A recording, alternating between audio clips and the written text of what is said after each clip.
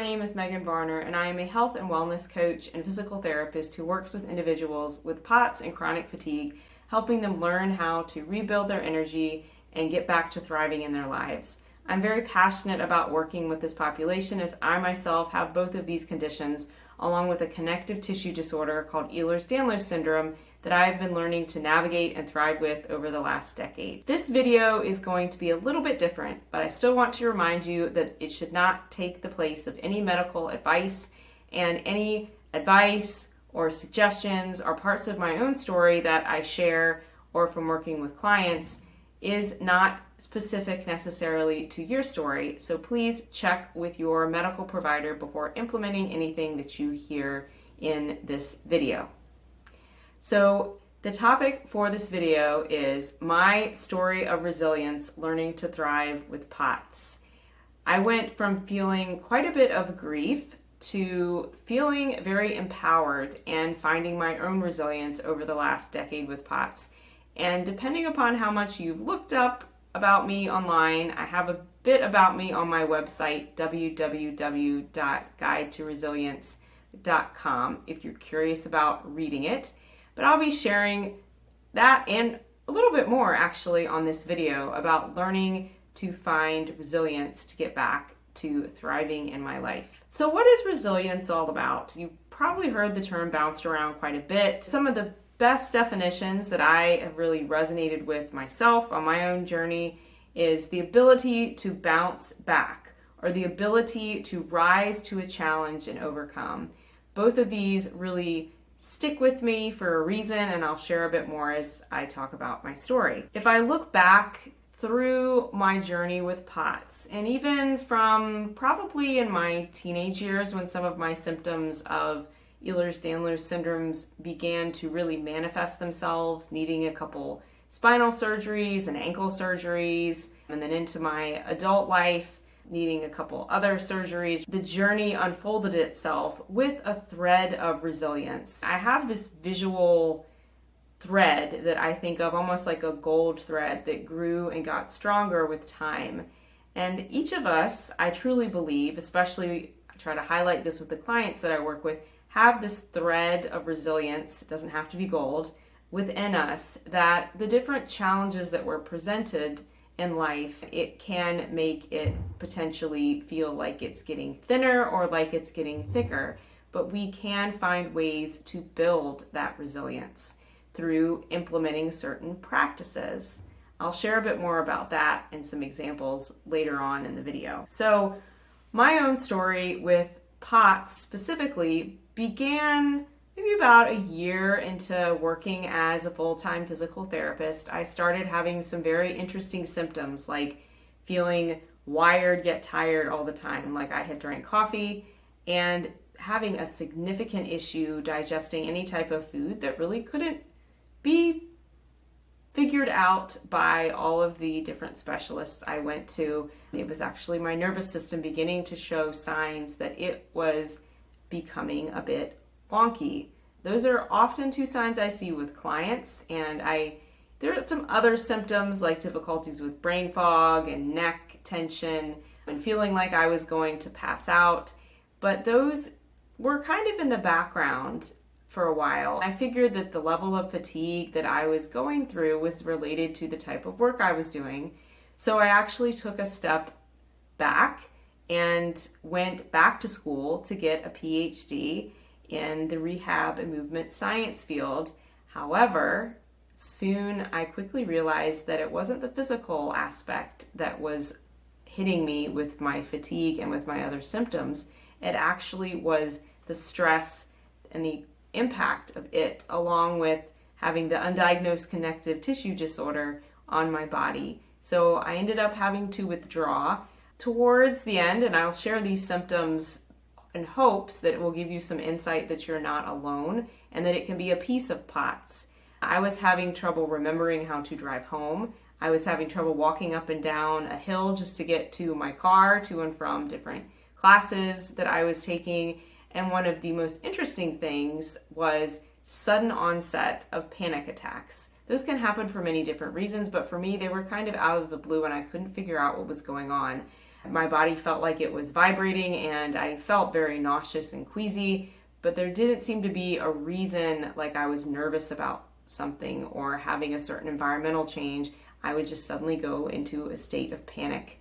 It took a little while to figure things out, actually a good year stepping back, but I did eventually run across a specialist that diagnosed me with POTS and did a little bit of examination, and that actually led to my diagnosis of hypermobile Ehlers-Danlos syndrome. So my particular type of POTS can be referred to as secondary POTS, as it's related to the connective tissue disorder that I have. However, it's tied back to some dysregulation of my nervous system that was definitely compounded over time with the stress that was put on me physically and then mentally. When I took that step back from the PhD program and had to do a couple more surgeries related to EDS, I went through a significant period of grief. This is something that I do try to be open about with my clients, and I wanted to share a little bit on here that in spite of the ups and downs and putting on a certain face for many years, there was a certain level of grief when I did get those diagnoses, as the life that I had planned was about to change quite a bit, and I didn't really know where it would go or how it would unfold. And I am glad that at that point in time I did step back and take time to heal and to reflect a bit on my grief. It took a couple years to come to terms with things. That leads me to my story that I built back up to be able to work again as a PT, figuring out how to manage my symptoms of POTS and hypermobility connected to the connective tissue disorder. However, after a couple of years, due to not really learning signs that my body and my nervous system were being overcome again with mental and physical stress, I began to have significant challenges keeping up with the work that I was doing. And in an interesting way, the timing of the pandemic, at least for me in my life, was a little bit of a blessing in disguise. Definitely not a great thing that it happened, but related to having the diagnoses that I had and some effect on my nervous system and on my heart, I took a step back and it was a relief. However, my symptoms got much worse. The fatigue, the high heart rate, the difficulty sleeping, and it was related to some of the downstream effects of stress that I had been pushing down for a long time.